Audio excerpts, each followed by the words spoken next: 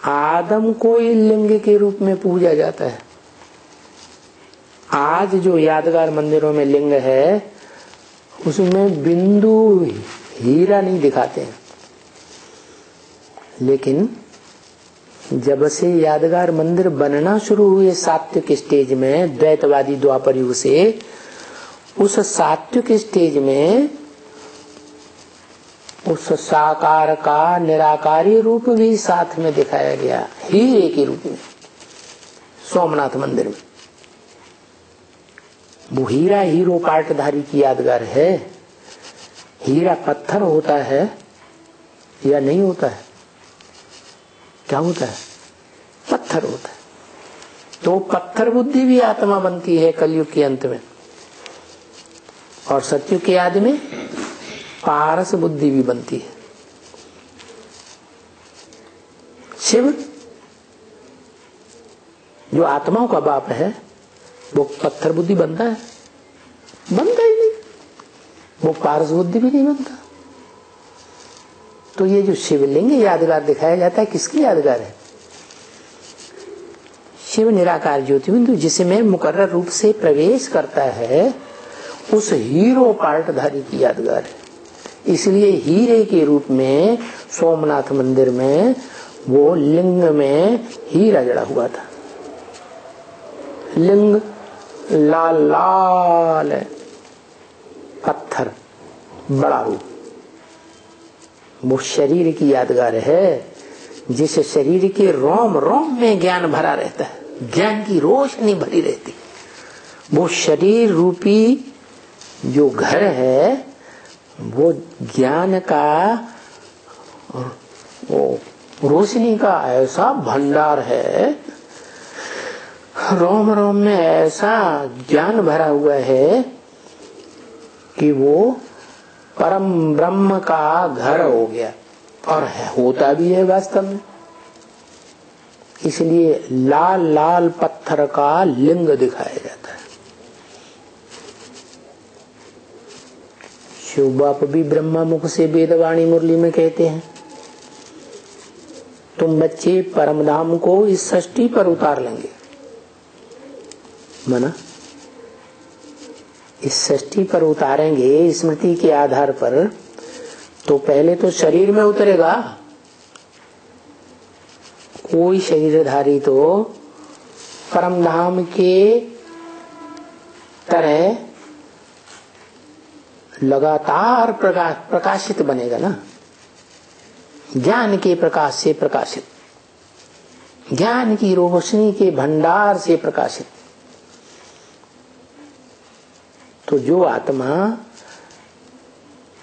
ज्ञान के रोशनी के भंडार से भरपूर बन जाती है, उसे ब्रह्म के समान घर कहा है, आत्माओं का घर।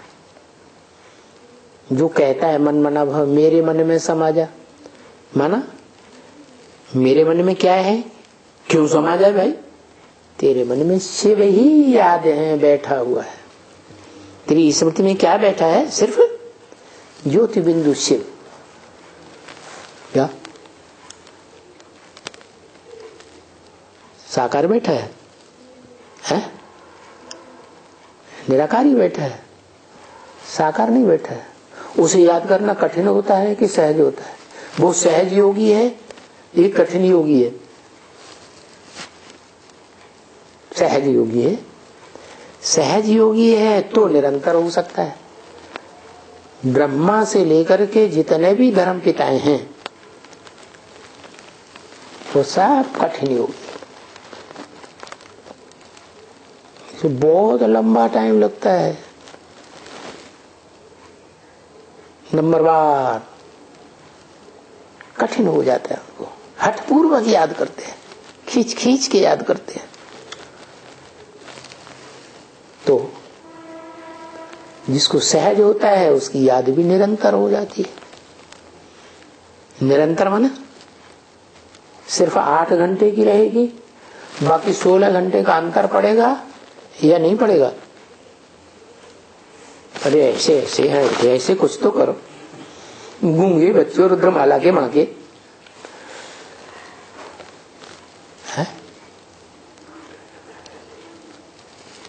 वो निरंतर याद करेगा तो सहज हो जाएगा ना, क्योंकि अपने स्वरूप को कोई याद कर सकता है कि नहीं? अपने चेहरे को कोई शरीर को याद कर सकता है या नहीं? याद नहीं कर सकता। लेकिन शीशे में देख के, शीशे में देख ले तो फिर याद आएगा नहीं? याद आएगा ना। तो वो साकार स्वरूप में निराकार को याद भी कर सकता है। दूसरी बात, अपनी प्रकृति के मध्य में निराकार को या निराकार आत्मा, अपनी आत्मा को याद करना, जो अपनी आत्मा ज्योति बिंदु और आत्माओं के बाप की आत्मा ज्योति बिंदु दोनों एक जैसे हैं, सहज पड़ेगा कठिन पड़ेगा?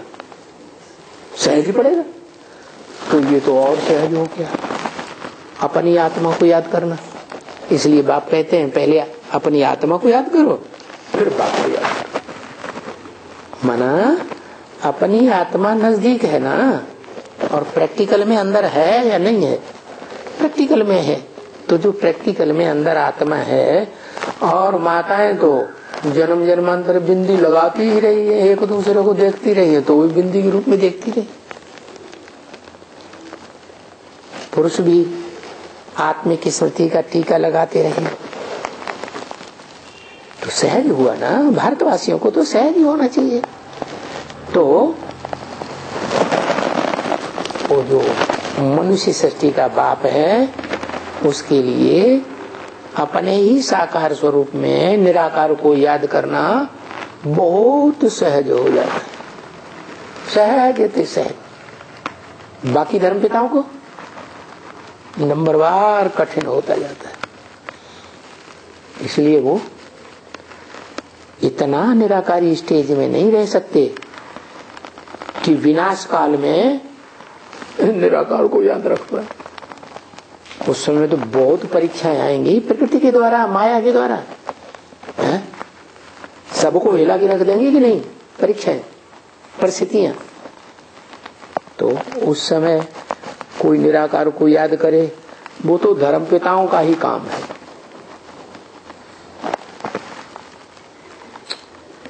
वो धर्म पिताएं जो मुख्य मुख्य हैं, जैसे ब्रह्मा चंद्रवंशियों का बाप, इब्राहिम इस्लाम धर्म का बाप, बुद्ध बौद्धियों का बाप, क्राइस्ट क्रिश्चियंस का बाप, और उनके सहयोगी धर्म पिताएं भी आते हैं बाद में, वो भी नंबरवार है। तो वो सर्व धर्म पिताएं बड़े बड़े हठयोगी, मारी ईर्ष्या के उस साकार को मानते ही नहीं, और कहते हैं वो याद कर सकता है तो हम निराकार को याद क्यों नहीं कर सकते? नहीं मानेंगे नहीं मानेंगे नहीं मानेंगे, और वो हट कर लेते हैं। तो क्या होता है, उनकी हट भी पूरी होती है। निराकार को याद करने से वो तीव्र गति से चढ़ते हैं ऊंची स्टेज में, लेकिन बहुत ऊंचे नहीं जा सकते, नंबरवार ऊंचाई तक पहुंचते हैं और नंबरवार धर्म पिताएं बन जाते हैं। माना पूरी 500 करोड़ की सृष्टि, 700 800 750 करोड़ की मनुष्य सृष्टि, उनको अपना बाप नहीं मान पाते। वो तो सिर्फ एक ही मनुष्य आत्मा है जो सारी मनुष्य सृष्टि का बीज है। आदम, एडम, आदिदेव, शंकर, महादेव, वो एक ही आत्मा है जिसको सारी मनुष्य सृष्टि अंत में भगवान बाप का साकार स्वरूप समझ लेती है और उसे याद करती है और मुक्त हो जाती है। तो सारी सृष्टि के लिए सहज और धर्म पिताओं के लिए